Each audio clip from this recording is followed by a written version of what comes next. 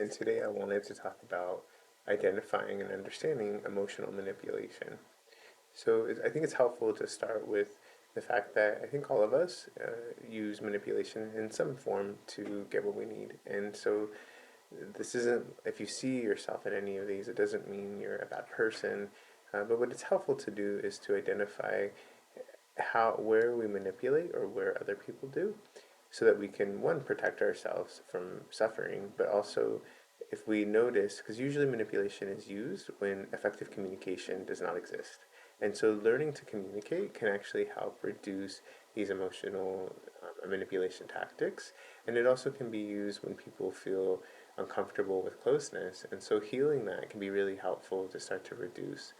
It's also helpful just to identify that maybe some of the things that we do are manipulation.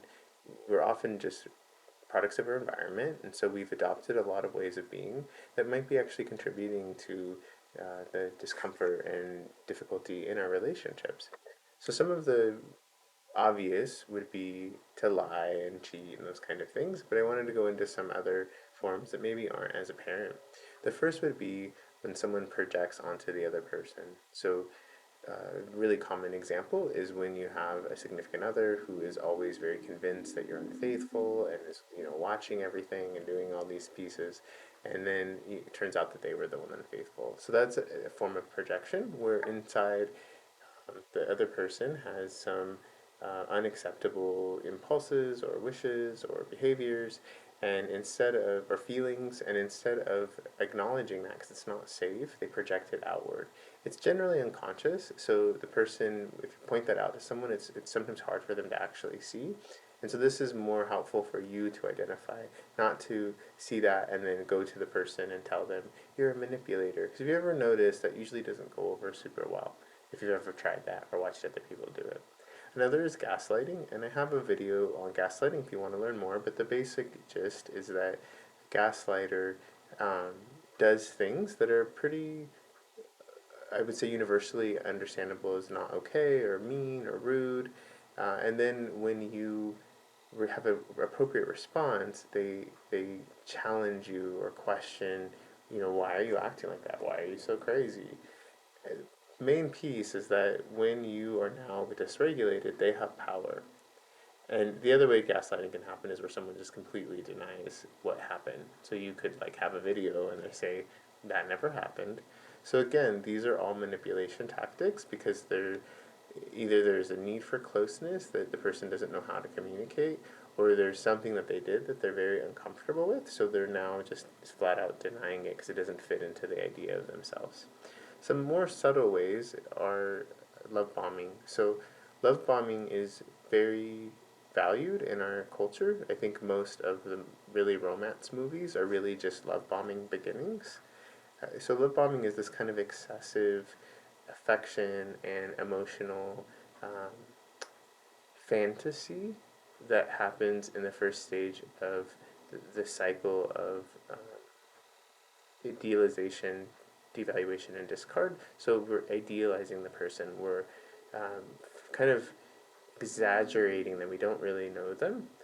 It could also happen later in relationships. Sometimes love bombing is used after a really bad fight or a discard, where the person then goes into this kind of honeymoon phase and is very attentive and affectionate and all those kind of pieces. So the reason love bombing is difficult is because it's not sustainable long term. So you're going to feel very confused or betrayed because you're going to have these very distinct periods of shifts. Um, so that's love bombing.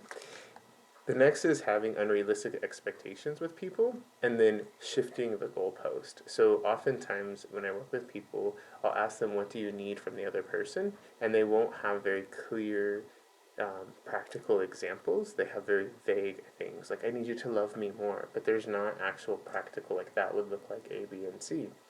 That is a form of manipulation because the person can't read your mind. The next piece that can happen is where the goalpost shifts. So if the person meets whatever you say, so that you tell them, you never call me, so the person calls you, but don't call me enough. So the goalpost is always moving, which becomes very confusing for the other person, and it's a form of manipulation. Other ways of manipulation can be isolating you from your social supports, not letting you go places, or criticizing the people that you hang out with.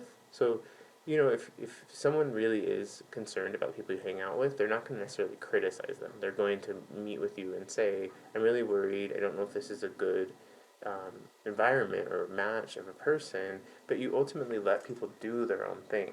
With with isolation, you're kind of forcing and threatening and criticizing. That's a form of manipulation. And finally, um, understanding someone's insecurities and constantly talking or bringing those up. Those are all ways to kind of break someone down. And if you notice that you're doing that, you can also have someone use high emotionality as a way to control the environment or the situation. So if you notice that you yourself are doing that, definitely, go to a therapist, get some help, talk about it.